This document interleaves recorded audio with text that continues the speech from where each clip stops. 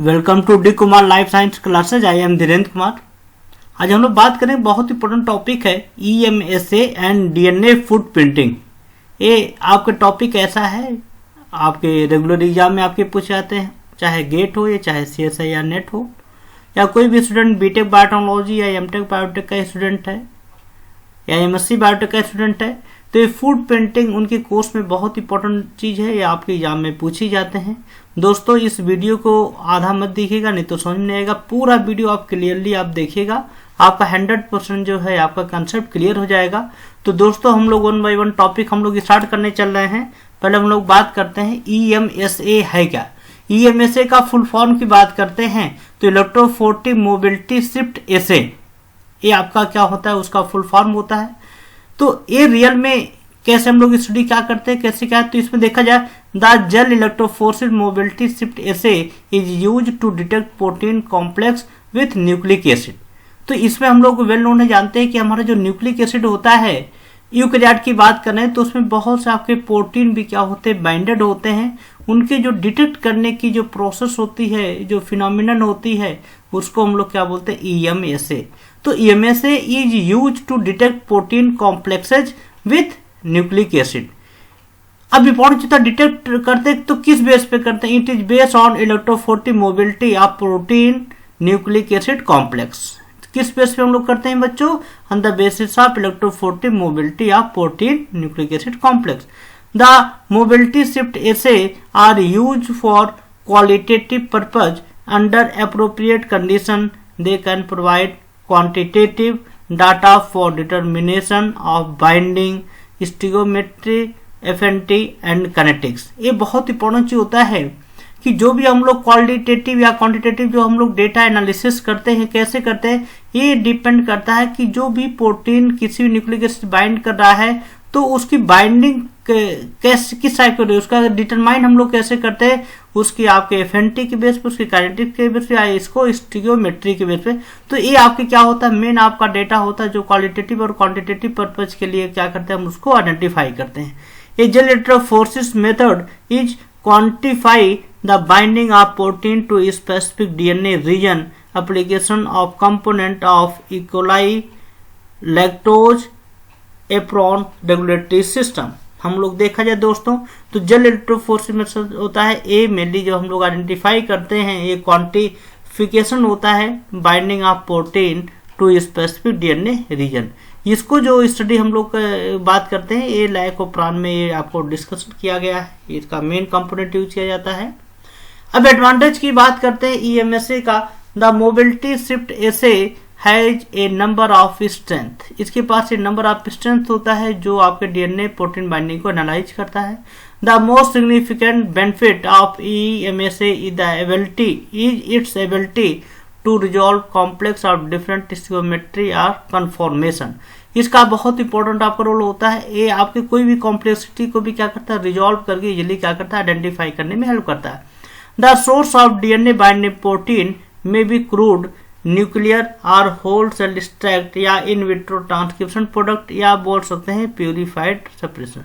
तो इसका जो DNA बाइंडिंग जो प्रोटीन होता है, इसके जो मेन सोर्स हम लोग जो स्टडी करते हैं, चाहे आपका क्रूड न्यूक्लियर के बेस में हो, चाहे होल सेल एक्सट्रैक्शन के बेस पे हो, चाहे इन विट्रो ट्रांसक्रिप्शन प्रोडक्ट, या हम बोल सकते हैं प्यूरिफाइड प्रिपरेशन हो, तो इसके थ्रू हम लोग मेन सोर्स होता है DNA बाइंडिंग प्रोटीन के एनालिसिस के लिए।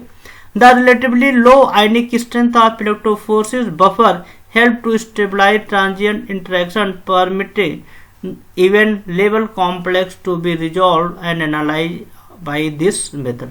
अभी इंपॉर्टेंट होता है EMSA जो मेथड होता है, इसमें जो हम लोग आयनिक स्ट्रेंथ यूज करते हैं, लो आयनिक स्ट्रेंथ यूज करते हैं, जिससे हमारा रिजल्ट अच्छे से वेल क्लियर आ जाए। तो ये बहुत इंपॉर्टेंट चीज आपका होता है। Many technique are available for the detection and characterisation of protein nucleic acid complex. तो there are various technique to be use for the study of protein nucleic acid complex.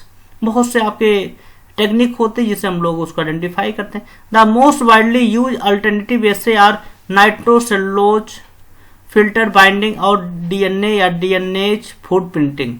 तो देखा जाए दोस्तों, ये आपके बहुत से आपके अल्टरनेटिव ऐसे होते हैं, मेथड होते हैं जिससे हम लोग क्या करते हैं, प्रोटीन न्यूक्लिक एसिड कॉम्प्लेक्स को आइडेंटिफाई करते हैं। नाइट्रोसेलुलोज फिल्टर बाइंडिंग मेथड भी होता है, और डीएनए या बोल सकते हैं डीएनए फूड प्रिंटिंग होता है। तो DNA finger printing, food printing के बारे में हम लोग डिस्कस करते हैं जो आपके सिलेबस में है। तो बात करते हैं डीएनए फूड प्रिंटिंग। ये दोस्तों बहुत इंपॉर्टेंट चीज होता है। DNA footprinting is a method of investigating the sequence specificity of DNA binding protein in vitro. This technique can be used to study protein DNA interaction both outside and within the cell. ये बहुत important होता है। तो DNA food printing जो आपका होता है एक ऐसे मेथड है जिसमें हम लोग डीएनए और प्रोटीन की बाइंडिंग की हम लोग क्या करते हैं, एनालिसिस करते हैं, चाहे आउटसाइड द बॉडी हो चाहे किसी सेल के अंदर हो। ये दोनों के लिए क्या करते हैं, हम लोग यूज करते हैं। इसको जो आपके सबसे पहले जो डिस्कवर किया था 1978 में डेविड गिलास एंड एल्बर्ट सिंटज, इन्होंने सबसे पहले डीएनए फूड प्रिंटिंग डेवलप किया था। किस चीज के, to study of binding specificity of lac repressor protein. जो बाइंडिंग स्पेसिसिटी की बात किया था लैक रिप्रेसर प्रोटीन के बारे में, जो लैक ऑफ प्राण की हम लोग बात कर रहे थे। It was originally A modification of max Gilbert chemical sequence method. ये केमिकल सीक्वेंस जो मेथड होता है गिलबर्ट का, उसी का जस्ट क्या है, मॉडिफाई क्या होता है आपका पार्ट है। तो ये बहुत इंपॉर्टेंट चीज आपका है, बहुत इंपॉर्टेंट है। आपके एग्जाम में भी पूछा जाता है कि डीएनए फिंगर प्रिंटिंग किसका मॉडिफाई पार्ट होता है, तो आप लोग क्या बोलेंगे, डीएनए फूड प्रिंटिंग जो होता है ये max Gilbert chemical sequence technique का, ये मॉडिफाई का ही एक टेक्निक है जिसमें हम लोग डीएनए और डीएनए बाइंडिंग प्रोटीन की क्या करते हैं, एनालिसिस करते हैं। The identification of a protein binding site on a DNA molecule by determining with phosphodiester bond are protected from cleavage by DNase 1। अब देखा जाए दोस्तों, जब भी आपके प्रोटीन जो होते हैं जब यदि बाइंड हो जाते हैं डीएनए से, तो कहीं ना कहीं आपके फॉस्फोडाइस्टर बॉन्ड को ब्रेक करने पे भी क्या करते हैं, प्रोटेक्ट करते हैं डीएनए। क्योंकि देखा जाए डीएनए जो होता है हमारे फॉस्फोडाइस्टर बॉन्ड को ब्रेक कर देता है, लेकिन यदि उसके साथ प्रोटीन बाइंडिंग है तो वो क्या करता है, वो उसको ब्रेक करने से प्रोटेक्ट भी करता है। इसका जो आइडेंटिफिकेशन जो आपका होता है वो कैसे होता है, footprinting. This phenomenon can be use to locate the protein binding site on the DNA molecule. वो लोकलाइज करता है, आइडेंटिफाई करता है, यूज किया जाता है। The DNA fragment is first labeled at one end and then complex with the regulatory protein. इसमें दोस्तों हमको आइडेंटिफिकेशन करना होता है, तो हमको क्या करना होता है, डीएनए टेम्पलेट को लेबल करना होता है। The DNA template label at 5' और 3' end depending on location of binding site. The label can be used or radioactivity and fluorescence. देखा जाए हम लोग दोस्तों जब आइडेंटिफिकेशन करते हैं किसी भी बाइंडिंग का, तो या तो हम लोग 3' या 5' को लेबल करते हैं। लेबल हम लोग कैसे करते हैं, उसको हम लोग रेडियोएक्टिविटी करें या कोई फ्लोरेसेंस डाई यूज करते हैं, उससे भी हम लोग क्या कर सकते हैं, डिटेक्ट कर सकते हैं।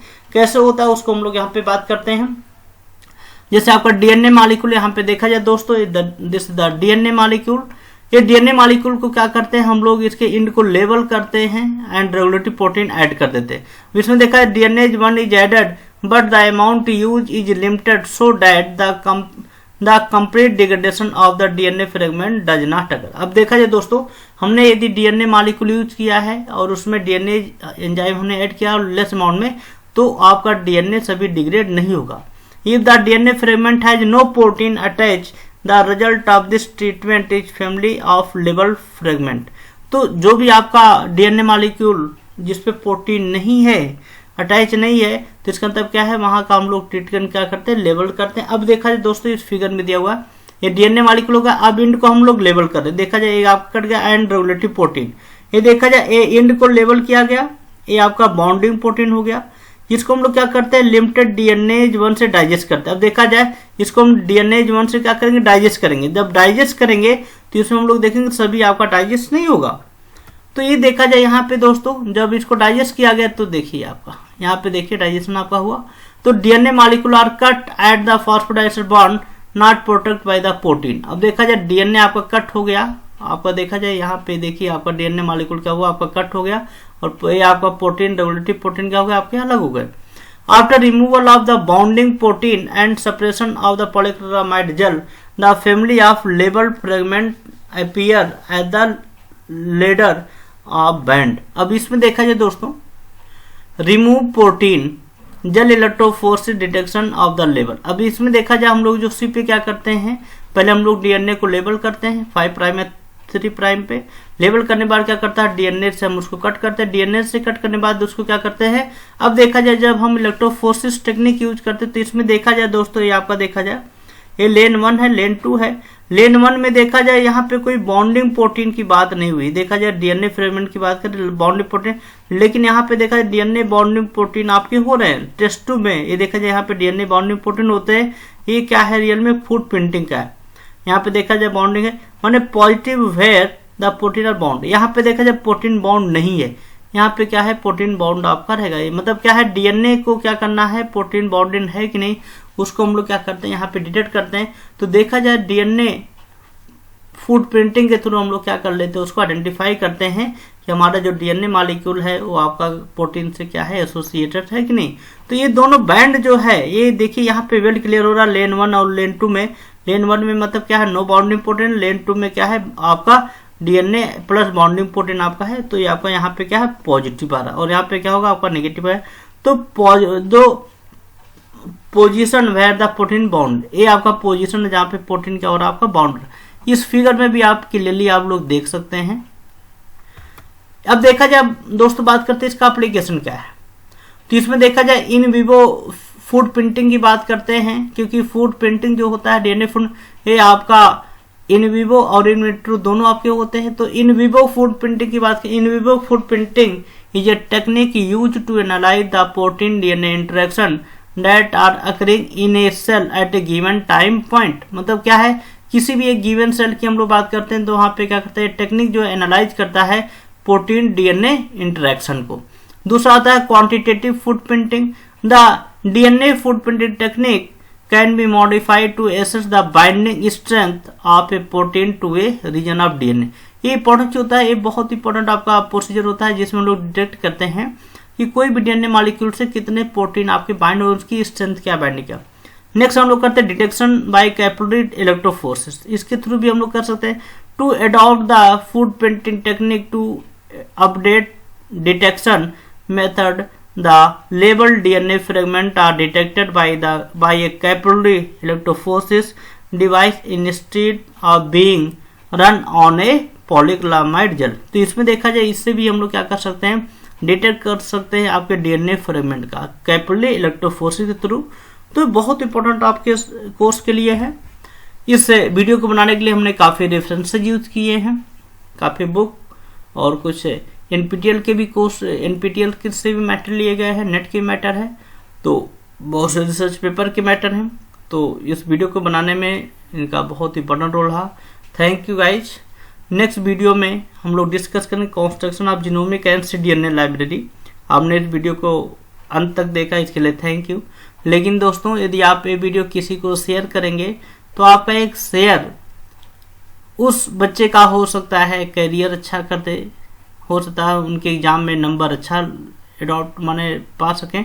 दोस्तों, इस वीडियो को देखने बाद शेयर करिएगा और लोगों को बताएं कि इस वीडियो को शेयर देखें। Thank you, all the best.